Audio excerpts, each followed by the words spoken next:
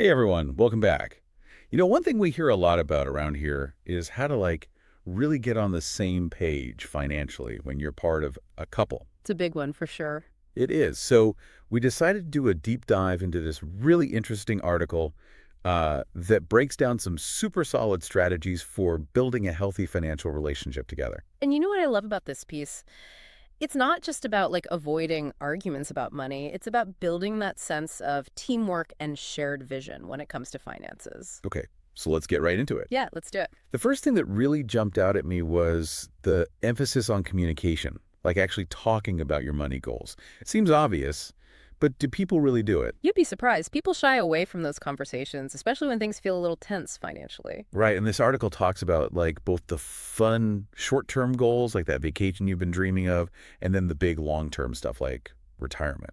Yeah, and I think that's key because if you're not on the same page about those things, you can end up feeling like you're constantly pulling in different directions. Yeah, like you're working towards different destinations. Exactly. And that can create so much friction in a relationship.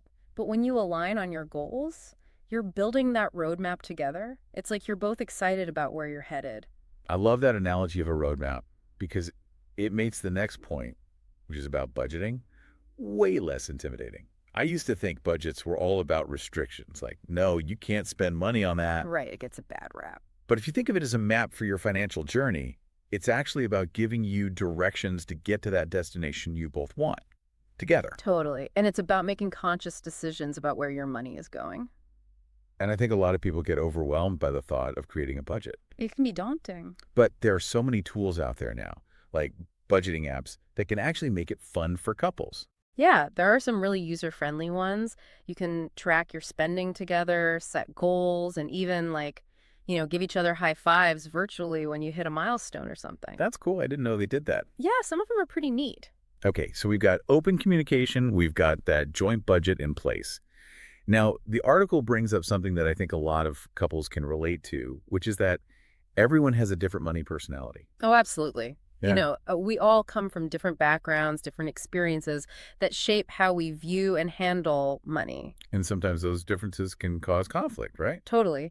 And I think the key takeaway here is that it's not about trying to force your partner to change their money personality. It's about recognizing and respecting those differences. Like finding ways to work with those differences, not against them. Exactly. It's like learning a new language. You're not erasing their native tongue, you're just expanding your ability to communicate. It's like we're learning to speak each other's financial language. Yeah, exactly. And that leads us to the next point from the article, which is transparency. Right, being open about your finances. Yeah, being upfront about income, debts, expenses, it can feel a little vulnerable at first. But why is that so important?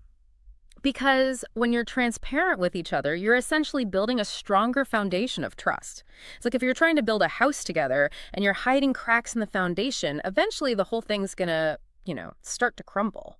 So it's about facing those financial challenges as a team rather than letting secrets create division. Exactly. Okay, so we've got the communication, the budgeting, the respect for differences, the transparency, and the last key takeaway here is all about the importance of those regular check-ins. Yes, this is crucial. Life throws all sorts of curveballs. Things change. Yeah, things change. Jobs change, income changes, goals change. So those financial goals and that budget that you set up, those might need to change too. Yeah, and you know what? I think a lot of couples kind of set it and forget it. It's easy to do. They create the plan, and then they don't revisit it. And then they wonder why they're suddenly off track. Right, right. And I like to think of these regular check-ins as a financial health checkup. Oh, I like that. You wouldn't go years without seeing a doctor.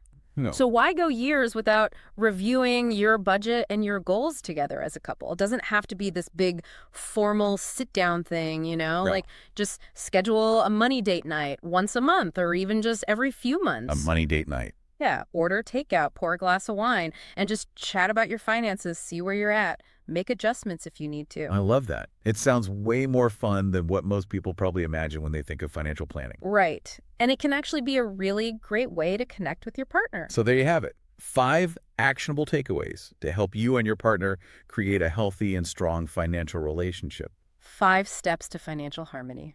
I love it. That's the dream, right? Yeah, it is. And, as you start to implement these tips, I think it's important to remember that you and your partner are a team. You got this. And every team has its own unique strengths. Absolutely. Maybe one of you is amazing at planning an organization. And the other's like a master negotiator. Exactly. So recognize those strengths and leverage them to your advantage.